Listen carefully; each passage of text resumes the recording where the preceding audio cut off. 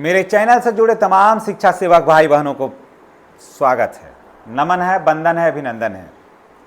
मैं बिहार के तमाम शिक्षा सेवक भाई बहनों से मैं यही कहना चाहता हूँ कि आप 15 वर्षों से अधिक सेवा दे दिया, इसमें तो कोई दो राय नहीं है। और अब एक ही मांग है सरकार से, शिक्षा सेवकों को होना चाहिए समायोजन प्राथमिक शिक्षक पर, वो अपने विद्यालय में ही।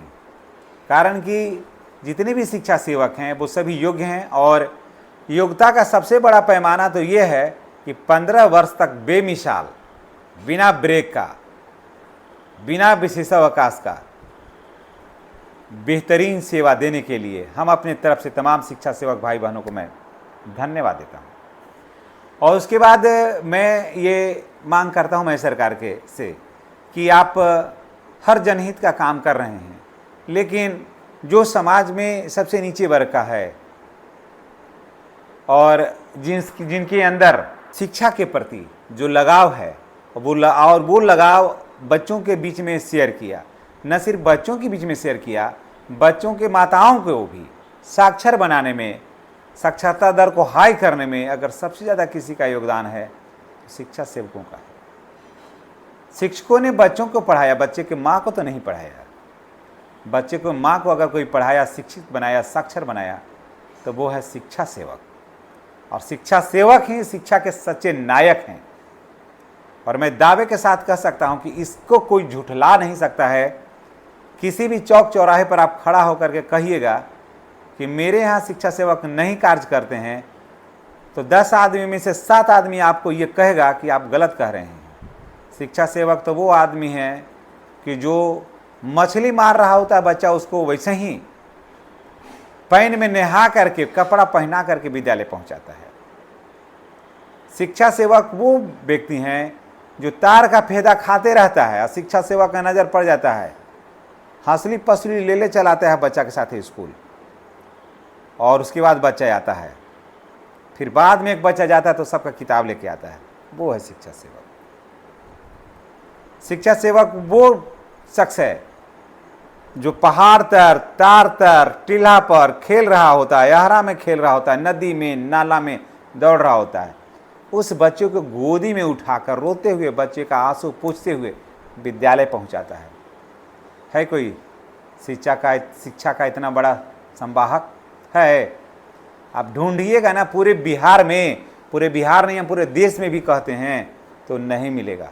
लेकिन यही काम अगर कोई अलग व्यक्ति करता, कोई एक इंडिविजुअल, तो उसको पुरस्कार मिलता। लेकिन बड़े पैमाने पर शिक्षा सेवक हैं तो इनको कौन पुरस्कार दे रहा है? कोई नहीं। लेकिन इनको अगर सच्चा पुरस्कार देना है, सच्चा सिंपैथी दिखाना है इनके प्रति, इनके भावनाओं को अगर कद्र करना है, तो इनको मिलना चाहिए शिक्षक पद पर समायोजन। और जिसके ये सच्चे हकदार हैं, ये ऐसा नहीं कि कोई समायोजन कर देगा तो इनके प्रति हमदर्दी हो जाएगी, सो बात नहीं है। हमदर्दी दिखाएगा नहीं, हमदर्दी नहीं होगा। हाँ, इनके कार्यों को आत्मसात करके अंदर और उल्लास के साथ, जैसे किसी को स्वागत के तौर पर माला पहनाते हैं, ठीक वैसे ही 15 वर्षों के अथक परिश्रम का एक पारिश्रमिक भी नहीं कह सकते हैं, एक पारितोषिक हुआ ये। पारिश्रमिक अगर कह देंगे तो शिक्षा सेवकों का इतना बड़ा जो कार्य है, 15 वर्ष जो त्याग और तपस्या किया है, तो वो कम हो जाएगा। पारितोषिक कहें तो ज़्यादा बेहतर होगा, क्योंकि ये पारितोषिक के ही सच्चे हकदार हैं। कारण कि मैंने शिक्षा सेवकों के कार्य को बहुत नज़दीक से देखा है, मैंने पढ़ा है इसको, उसके चेहरे के खामोशी को देखा है, उसकी ललाट के लकीर को मैंने देखा है, पढ़ा है, जाना है, समझा है, परखा है। तभी मैं कह रहा हूँ कि अगर कोई सच्चा हकदार है, सच्चा शिक्षा का संवाहक है, कलम का सिपाही है, मसाल लेकर चलने वाला अगर कोई व्यक्ति है, तो वह है शिक्षा सेवक।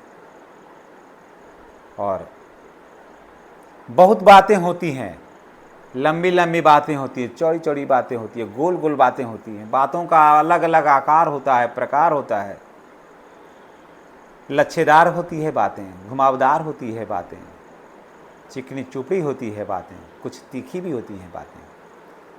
तो मैं यही कहूँगा कि चाहे बातें जो भी हो, बात तो आपको बात तक ही सीमित रखें और बात वो करें कि इनका कल्याण कैसे होगा। ये जो 15 वर्षों तक कार्य किए हैं, इनको सम्मानित कैसे किया जाए। तो ये नहीं कि स्टेज पर सब शिक्षा सेवक और झूठ मूठ कर बुला लिए, स्टेज पर चढ़ गए अपने और माला पहन लिए नेता लोग। अब आदमी यही कह दिए कि शिक्षा सेवकों ने बहुत बढ़िया काम किया है, उनके काम की हम सराहना करते हैं। ठीक है, आपका काम है तो फिर इस पर विचार करेंगे कि आपको क्या काम करना। फलाना मंत्री आपका कार्य को देख रहे हैं, ऐसा नहीं करना चाहिए। एकदम डायरेक्ट कहना चाहिए कि शिक्षा सेवक सच्चे हकदार हैं शिक्षक पद पर समायोजन का। अमुक तारीख से शिक्षा सेवकों को शिक्षक पद पर समायोजन किया जाता है। तब बिहार में वास्तव में जिस दिन ये हो जाएगा ना, उस दिन अगर बादल भी रहेगा ना तो सूरज को बाध्य होकर के निकलना पड़ेगा। खूब बारिश भी हो जाएगी ना तो 9:30 बजे बारिश को रुक जाना पड़ेगा शिक्षकों के स्वागत के लिए। अगर बसंत के समय में से बाहर भी अगर बसंत के समय में अगर होगा तो चारों तरफ फूलों की खुशबू होगा, कोयल की गूंज होगी, आवाज़ की मीठी धुन होगी, उसकी टनकार होगी। ये होगा उस दिन, कारण कि इनका जो त्याग है, इनका तपस्या है, यही इनका जो है पारितोषिक भी है और पारिश्रमिक भी है। तो हम वो दिन देखना चाहते हैं, वो दिन का इंतज़ार हम भी कर रहे हैं कि इनको कब मिले शिक्षा सेवक पद पर समायोजन। कारण कि पीछे देखे होंगे आप, मैंने वीडियो बनाया था कि शिक्षा सेवकों को, शिक्षा सेवक महिलाओं को मिलना चाहिए विशेष अवकाश का लाभ। 2-3 वीडियो मैंने इस पर बनाया भी, खूब चला इस पर, खूब मान सम्मान आप लोगों ने दिया, इसके लिए हम आपको धन्यवाद देते हैं। और देखिए उसका परिणाम क्या हुआ कि मिल गया, तमाम हमारे शिक्षा सेवक बहनों को मिल गया विशेष अवकाश का लाभ। तो फिर मैं आपको कह रहा हूँ कि आप मेरे साथ रहिए, चैनल पर बने रहें, चैनल को सब्सक्राइब करिए, बेल आइकन को दबाइए। जब तक आपको शिक्षक पद पर समायोजन होगा नहीं, तब तक हम इस टॉपिक को छोड़ेंगे नहीं। कारण कि जब तक तोड़ेंगे नहीं तब तक छोड़ेंगे नहीं। आपने देखा होगा माउंटेन मैन का कि लो फिर आ गया मौत का तमाशा देखने।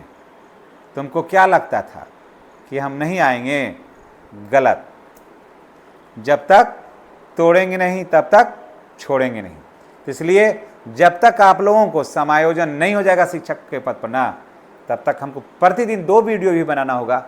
तो बनाएंगे, लेकिन आपका जो सच्चा हक है वो हम दिलाएंगे।